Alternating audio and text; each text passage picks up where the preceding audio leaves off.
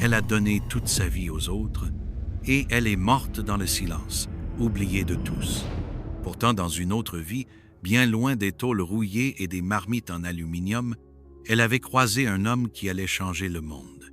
À l'époque, elle s'appelait encore Binta Kuruma, une réfugiée errant de pays en pays, fuyant la guerre, cherchant un abri, une voie, un sens.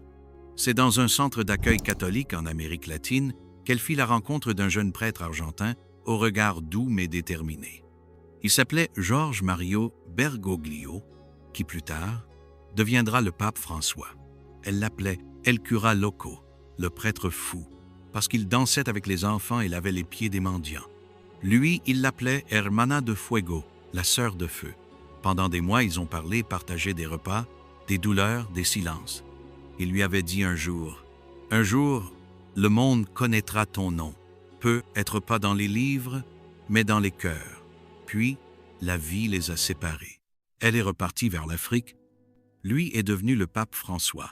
Mais elle est restée fidèle à sa mission, aimer. C'était au bord d'un quartier poussiéreux, entre les tôles rouillées et les cris des enfants courant pieds nus, que Mabenta avait bâti son petit empire. Un modeste maquis fait de briques et de brocs, avec des bancs en bois fatigués, une grande marmite noire posée sur 3 pierres et une vieille radio qui grésillait du matin au soir. Elle était là, debout avant tout le monde, avant le soleil même. Sa silhouette large, toujours enveloppée d'un pagne noué haut sur la poitrine, se faufilait dans les ruelles sombres à 4 heures du matin pour aller chercher le poisson frais. Personne ne pouvait l'imaginer sans ce foulard noué en corolle sur la tête, ni sans cette odeur de piment grillé et de poisson fumé qui la suivait comme une couronne invisible. Mabinta, c'était plus qu'une restauratrice. C'était une mère pour tout le quartier, une légende vivante. Elle servait à manger aux écoliers sans argent.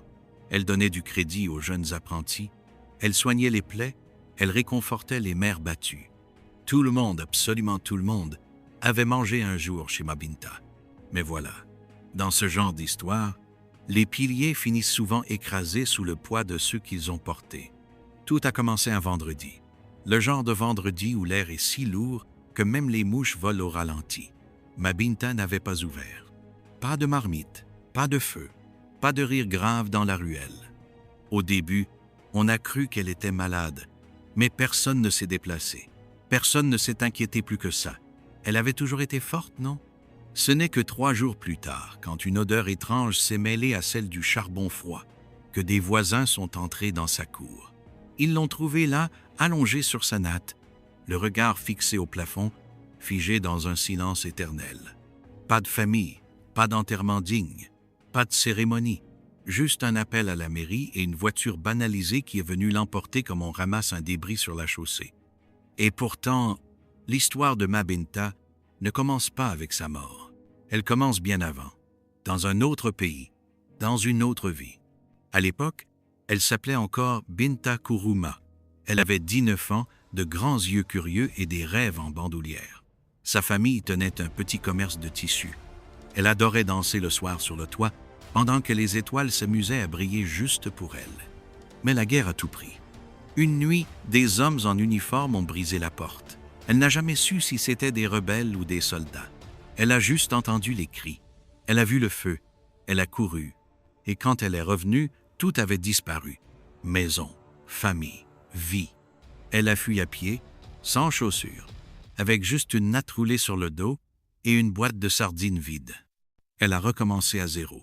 D'abord comme bonne chez des riches, puis vendeuse de galettes, puis aide cuisinière. Elle a appris à se taire, à sourire, à encaisser. Et puis un jour, elle a osé ouvrir sa propre gargote. 3 bancs, une marmite et son courage comme seul capital. Très vite, tout le monde l'a adoptée.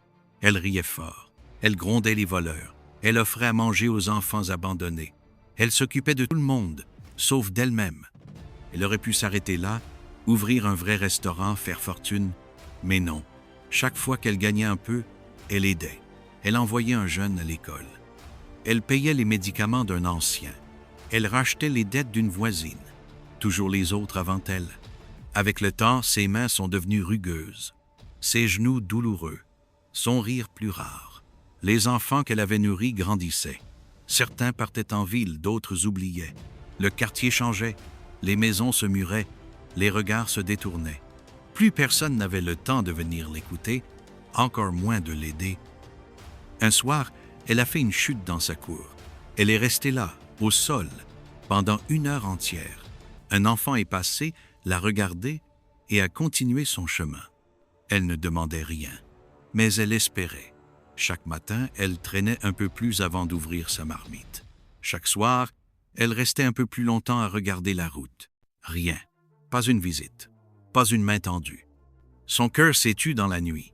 Pas de plainte, pas de drame, juste une extinction lente, comme une bougie qu'on oublie dans une pièce vide. Et quand on l'a retrouvée, personne ne s'est souvenu de son vrai nom. Sur le rapport de la mairie, ils ont écrit « Femme d'environ 60 ans, sans identité, sans famille ». Mais elle s'appelait Binta Kuruma. Elle avait traversé une guerre, sauvé des vies, offert des repas à des centaines d'estomacs vides. Et elle est morte seule. Ce n'est que plusieurs mois plus tard qu'un ancien élève devenu journaliste a entendu parler de « la vieille du quartier qui est morte toute seule ». Il a compris. Il est revenu. Il a raconté son histoire. Aujourd'hui, une plaque discrète est fixée sur le mur d'un bâtiment en rénovation. Ama Binta, qui a nourri nos ventres et bercé nos âmes. Mais elle ne la verra jamais.